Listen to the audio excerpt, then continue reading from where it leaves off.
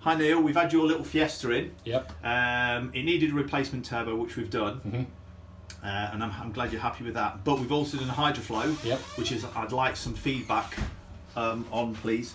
So after we've done the Hydroflow, you've taken the car away. You've had a few days with it. What do you think? Noticed, obviously we took it out for a quick test drive just after, but really noticed the difference the next morning. 30-mile drive to work, just completely different car. Smoother, more power, just pulled away, more responsive. You know what I mean?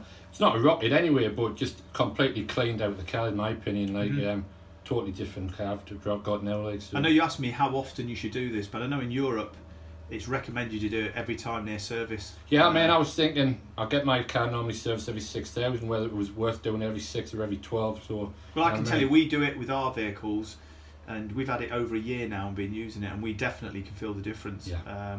So look forward to seeing you at service time. Definitely. Thanks for the work. No Cheers. worries at all. Thank you.